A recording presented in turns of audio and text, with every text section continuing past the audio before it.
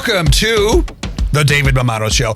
I'm so excited you're here. Thank you so much for listening and or watching. I know there's literally, I think there's like millions of podcasts out there, and you chose this one to listen to. So thank you so much. I'm assuming it's not because of me today. I'm assuming it's because of my great guest, Caitlin Drago. Caitlin, welcome to the show. Thank you very much for having me. I'm so excited to have you because you are like a kindred spirit to me. True. You are, you and me both, we teach, we add training and learning and value to businesses, but we're also adding some smiles, some levity, some humor, and there's a whole bunch of research out there that shows like if you're laughing, if you're in a good mood, while you're learning, first of all, you're going to want to learn more, and the retention is better too. And you're more open to learning. You're more open, when we're not in fight or flight, that laughter can help, or when we're in fight or flight, or we're nervous about a training, what is this going to be like? Once someone can get us over to the moment where we're starting to giggle, that shifts our brain over to that part of our brain that can think more strategically and clearly and is actually open to new information. Yep. So. Yeah. No, and it's not just us saying this because this is what we do for a living. Right. I mean, there is Harvard research, Stanford, Gallup poll. I went to ChatGPT the other day and said, show me some research that shows that levity, smiles, laughter in the workplace is better for sales, culture, communication, leadership. And it was like, I think there was like 30 to 40 research studies that show like, it actually works. And I think 20 years ago, 30 years ago, people thought like, oh, culture training, it's a nice to have, but it's not a must. Now, I think most companies that are kind of aware of good business realize like, actually culture's number one. If we get the people right, everything else is kind of going to ripple, right? Exactly. And I view what we do is kind of bringing culture to the next level. Right. So I would agree. So happy to have you on the show. We're going to learn about your journey, but your one of your specialties, I'll say your core specialty is improv. Right? You did improv in California, Los Angeles. Damn it, Yes. There we go. That was on purpose.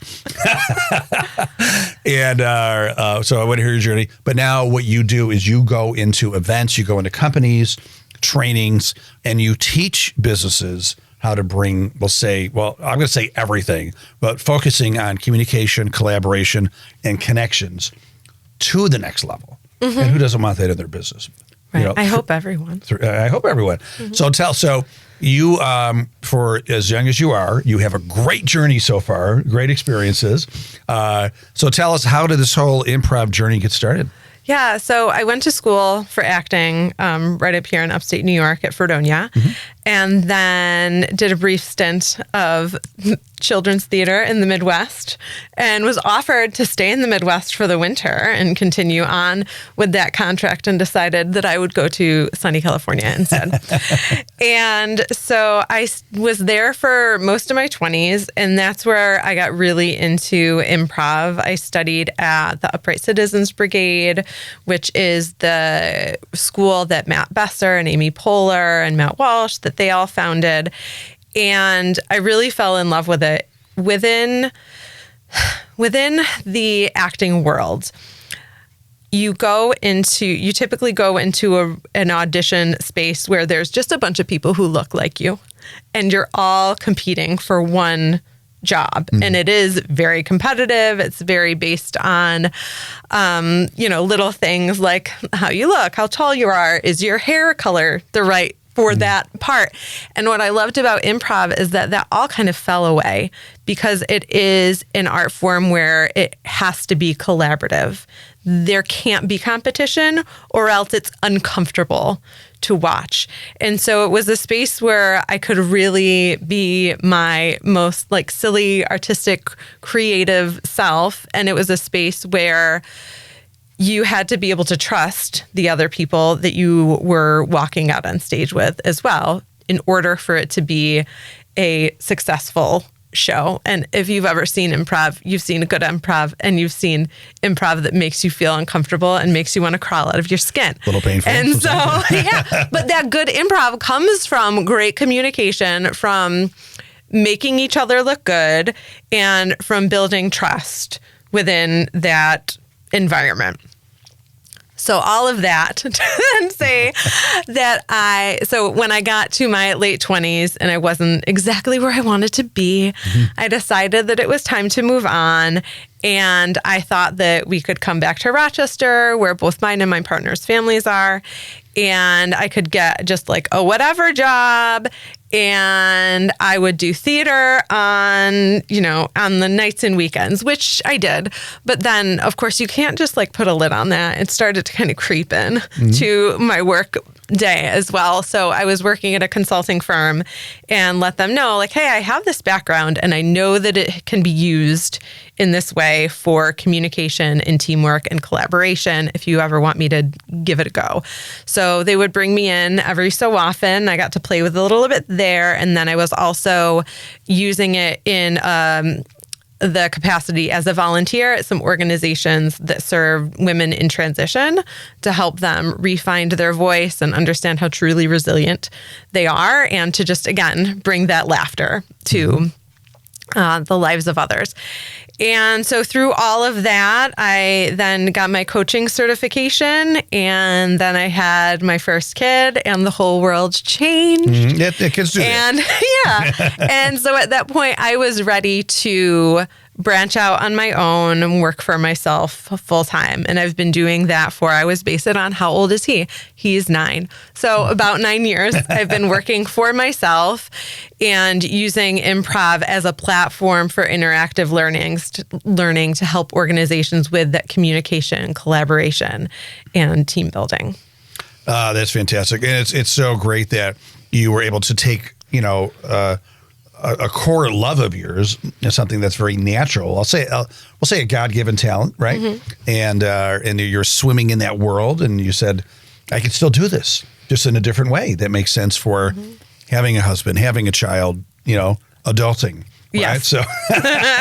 So, although LA was fun, right? And, and that's where we have similar paths. I was in Chicago doing something very similar, where I took classes and did a little improv and some stand-up comedy and some acting, and got in my late 20s and said, I don't know if I want to keep on doing this for 15 years to maybe be an overnight success, right? So came back to Rochester, where, had a lot of family, and became an entrepreneur instead. And years later, I just said, God, I miss comedy. And I did it much later than you, where I said, let me mix comedy and entrepreneurship into a talk. And but I learned a lot from entrepreneurship, but also from improv and stand-up comedy, because who doesn't like to smile, right? And to just incorporate that into it. So now improv. And I bet now the talks and the workshops that you're giving, like you said, who doesn't like to smile? I bet you're smiling a lot more. Oh my God! Now having shifted into that realm, it's like. When you just feel like you're in the zone, in the groove, your energy is like, hey, this is where you belong. Yep. When I am speaking about putting humor and levity into the workplace, I'm just like, this is what I'm supposed to do at this stage of my life, So, and hopefully for a long time. Now, improv is great in LA and Chicago and New York. Is there some good just regular improv here in Rochester to go see? Oh, yeah. The Focus Theater has some great improv classes. If you're, I go in, and when I do workshops, it's usually within an organization with an intact team. And so whenever an individual comes and says, hey, are you teaching anywhere? The answer is really no, not just for, open classes. I always point people in the direction of Focus Theater. They're folks who I have been on improv teams with before and have taken classes with and taught classes with, and they're fantastic. So you can just go there and watch an improv show. Yeah, awesome. And you could also take classes if you're an individual who would like to do that. That's beautiful. I was in Chicago this summer. A buddy of mine since first grade who now lives in Seattle. He called me and he says, Dave, Pearl Jam is playing in Chicago. You want to meet there and go? And I'm like, hell yeah. So we met there. And we got there a couple days early just to have fun. He's like, "What do you want to do?" I'm like, we got to go to Second City. Yeah. That's what my husband and I had 2 very quick evenings at in Toronto. And that was one of the things, like, we're going to Second City. You got to do it. You got to do it. Yeah. Toronto's another great place, right? So, and it's close. 3 hours away? So that's beautiful. So let's get a little strategic now. So companies are listening to this being like, yeah, humor in the workplace. Like, and also let me point out your book here. When did the book come out? Not too long ago, right? Yeah, just the end of 2023. Okay. Yep. And so it's called Approaching Improv. We have it right here if you're watching. And you can get it on your website, which is inspireimprov.com. Yep. So buy it there. And so and the tagline of the book is communication and connection in business and beyond. So give us some strategies. Give us maybe the cliff notes of the book about how a business can grow to the next level in many different areas by using improv strategies and techniques. So I'll give you the 2 core principles and understanding that I'll try to keep it as brief as I can. If you need more, you can read a book. I wrote a book about it, so clearly I have a lot of thoughts. So the first big rule in improv is that we always say yes and. And that's not our natural response when we're faced with something that's a little, outside of the box or uncomfortable or just something that we're not used to. And we have a negativity bias that is based in our own survival. So we are more likely to see the negative in something. And so it takes intention to say, okay, instead of allowing myself to only focus on what's not going to work, I'm going to look for what can work. And so on the stage, it looks like you throwing out an idea. And instead of me saying, no, if you were to say like, oh, look at this beautiful green tree I have behind me. I said, that's not a tree. There's nothing. What are you talking about? That's really uncomfortable. Instead, again, cringy improv. Right. Instead I say, yes, oh my gosh, look at that great green tree. And maybe we should go climb it later because I think that would be really fun. You agree to say yes to whatever that person has thrown out there. And it doesn't have to be yes to the entire idea. It can be yes to a part of the idea, as long as you're not shooting down the whole thing. And what that does is several things. First, you become the person who people can come to and they know that you're going to actually listen to them and consider their ideas instead of thinking, oh, well, Dave is the no guy, so I'm not going to go to him with my great ideas. And you're missing out on a ton of innovation and just the potential that the people have around you if you're the no person. And it also makes it so that people come to you quicker when there is a problem. So if I know that I can trust you and that you'll actually listen to what I have to say, instead of thinking, oh, I'm afraid of how Dave is going to respond to this, I'm going to come to you right away so that we can solve this problem together because I know you'll listen, I know you'll be present with me, and I know that you will be on my team and we can collaborate on a solution moving forward. It's also just a great collaboration tool when you do decide to focus on what can work and look for ways to add on to someone else's idea. So really it comes down to improving engagement with your team. Absolutely. Because you're acknowledging them. They were like, oh, this person, my leader, is actually listening to me. Maybe didn't agree with my entire idea, but at least I was listened to and acknowledged. Exactly. And, instead of going to Iceland for our retreat, we're going to Lake Placid. Right? That still works, So. But maybe we'll go in the winter. Exactly. And then the other, and of course, there's like so many other ripple effects that come from that, but I'll leave it there. The other big rule is that we're always looking to make each other look good. So when I go out on stage, I'm not thinking, okay, what is the brilliant thing that I'm going to say? And everyone's going to think I'm the best improviser here. That's a lot of pressure. And that doesn't really foster a lot of collaboration. And again, that gets to that, it creates more competition than collaboration. Whereas if I go out thinking, okay, I'm going to make Dave look really good. I'm going to look for ways to set him up for success and so that everyone will laugh at him. when we all agree to do that for each other, we all end up looking really amazing collectively, and we have a lot more fun doing it. There's less pressure on us. And because there's less pressure, there's less fight or flight. We go over to creative strategic side of our brain, and we can be more creative and come up with those wild and innovative ideas. Lifting each other up. I just love that. And then what's the saying? The high tide raises all the ships, right? And if you do it for somebody else, they're kind of like, oh, wow, I kind of like Caitlin. I'm going to try to make her look good too. Like, we also instinctively want to reciprocate, right? And so you make me look good. I'm like, yeah, let me try to make her look good, right? Yeah. So, and it's cause for curiosity too. Like, I don't necessarily know if I'm working with you. Oh, now I know Dave. Now I know all of the hopes and dreams and skills and talents that he has. It might take some digging, and it might take some getting to know you to find out what is it that you're really interested in. What would you really love an opportunity to do? And then once I've locked that away, I can be on the lookout for ways to let you use that skill or talent, and again, feel more engaged in work as a result. Yep.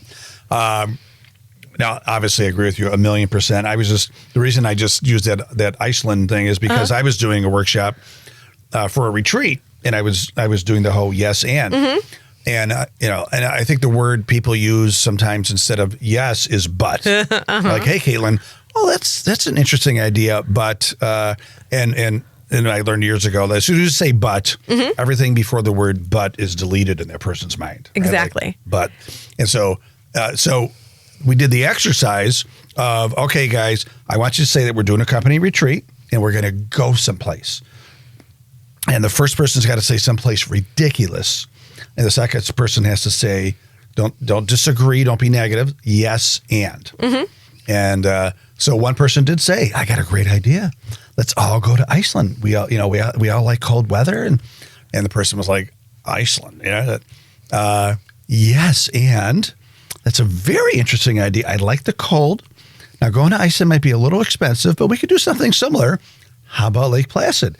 And I thought that was fantastic. And I'm like, you're getting it, right? Well, and I just heard you say the word but in there. Did I? You did. See, even the experts slip and fall. Well, and here's the thing, and I almost just said it myself. Case in point. It's such an easy language switch that makes such a big difference. So I think you said, yeah, Iceland, that's a great idea, but it might be a little bit cold. Maybe we could go to Lake Placid. And again, that whole first part of like, that was a good idea that you said and that was true and that was affirming to that person is now lost. And if you just make that little change of, yes, Iceland, great idea. And it might be a little bit cold. Maybe we could go to Lake Placid. You've still affirmed them. You've built them up. Yeah, that's good. That's good. And it leaves them feeling completely different than if you had said, but. And it's such a little thing. You're so right. It's a little word.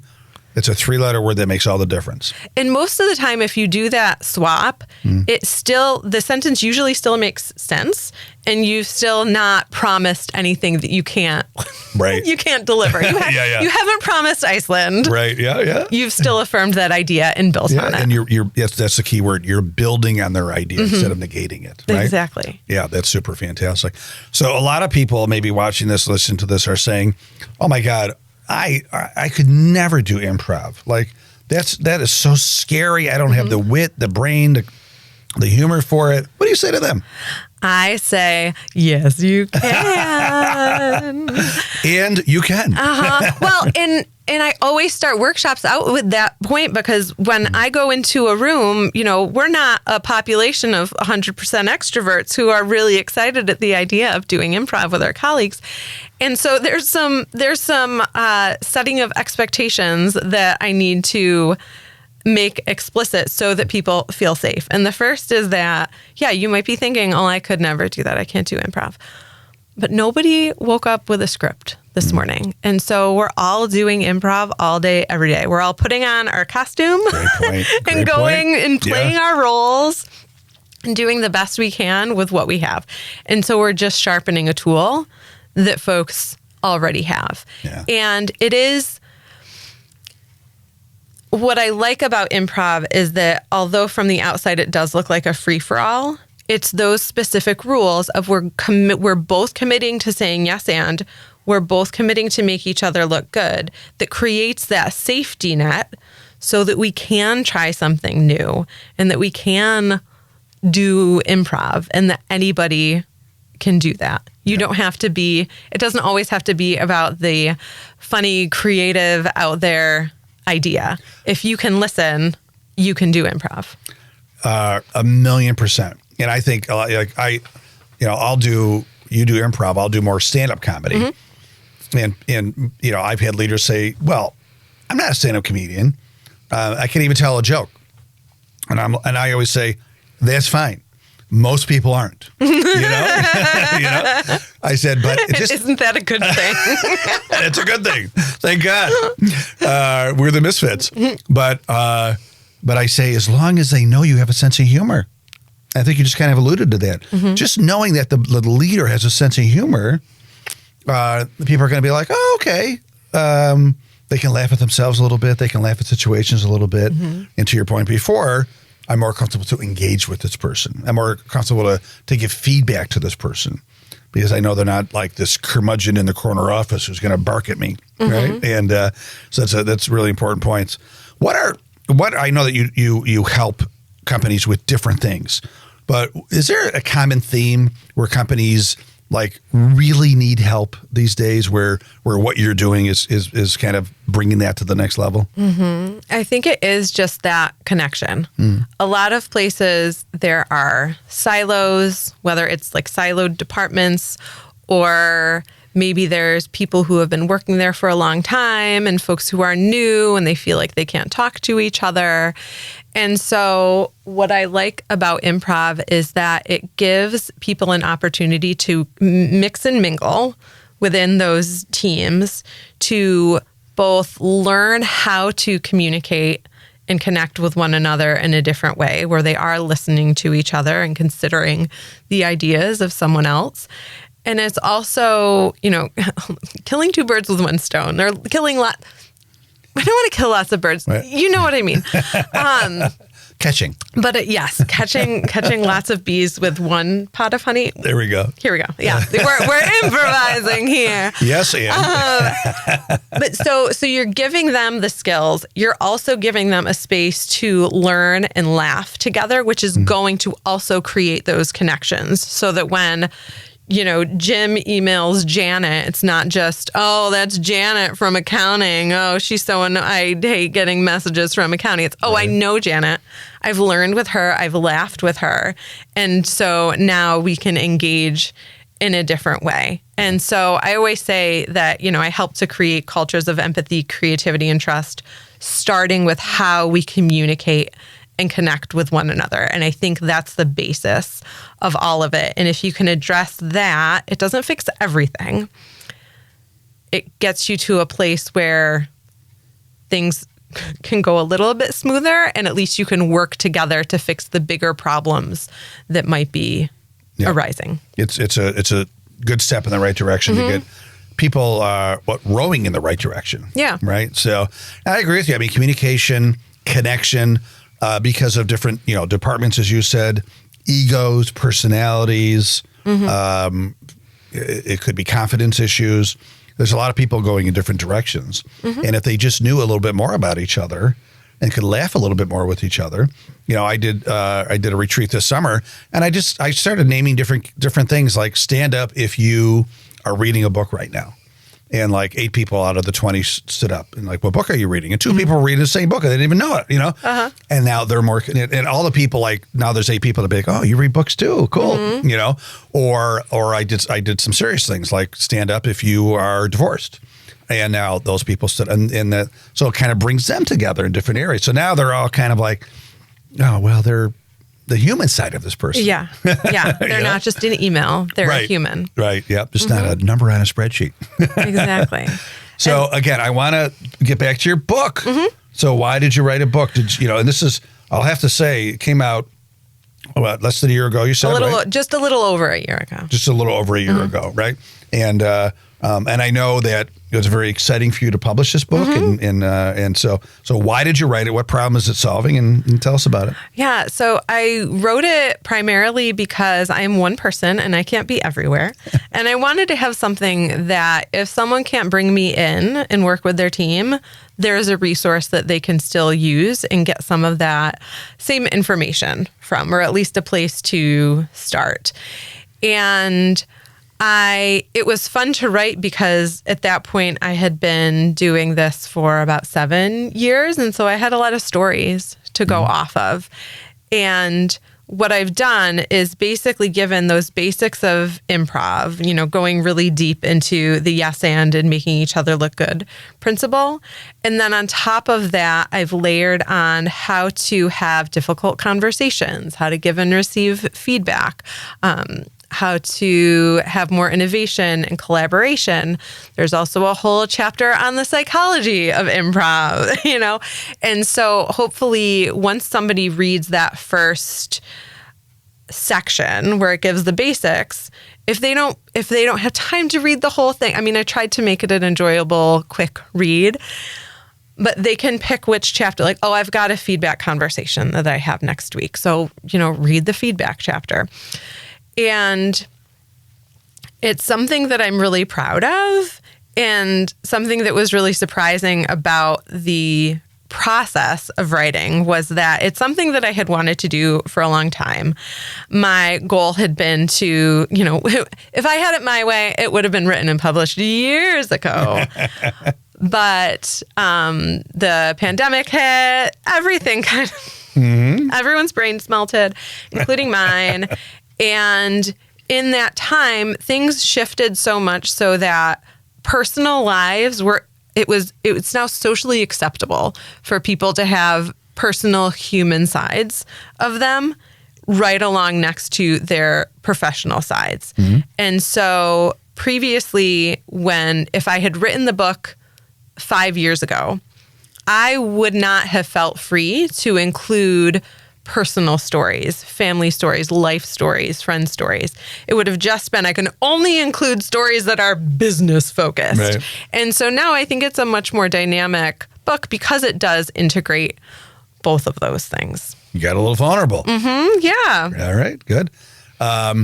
So what if people want to work with you and they're not in upstate New York? What happens? I can get on a plane. You fly. I fly. Or, so versatile. Or another thing that came out of the pandemic was that now I do it on Zoom as well, which was not something that I had previously considered. But when we all went virtual, I had to figure it out real quick. Right. So that was my own principles or money. No, I'm just kidding. Right. Well, and it's been fun. It's nice because now I can deliver that in a different way. It's what's more accepted too. Exactly. I think I was just joking to your point. Before the pandemic, most people there's nothing like in person, and there's still a lot of truth to that. Right. But we found a way to make online Zoom, Teams, whatever to be more effective. Yeah, and a lot more accessible too. Yeah. So that's great. Very good. So what's next? Where do you see yourself in 5 years? What's going on with Caitlin Drago? Oh, that is a good question. I'm full of them. I don't know. In 5 years? You want employees? You want to be bigger or? No. All right. I kind of like being a one-woman show. I might offload some administrative stuff. Who knows? To your husband? He's got his own stuff going on. More speaking, more working with teams long term, so I can help to really see the shift in cultures and how they're connecting with one another. I've got some stuff coming up locally with our local ATD chapter and doing some things for them for their conference that's coming up next fall. Oh, cool. Yeah. And you've been in the Disrupt conferences? Yes, Disrupt that's HR. coming up as well. Yeah.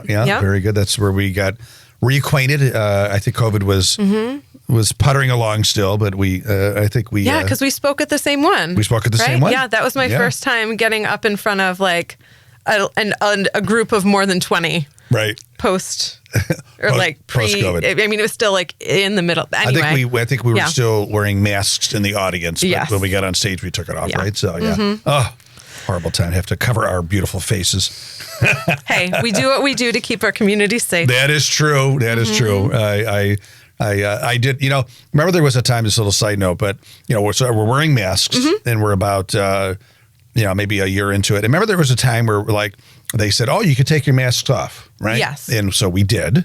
Most of us did, right? And then, but then we had to put them back on. And I would always, I got used to not wearing it. So the first week or two, I would forget to, I wasn't trying to make a statement. I just forgot to put it back on.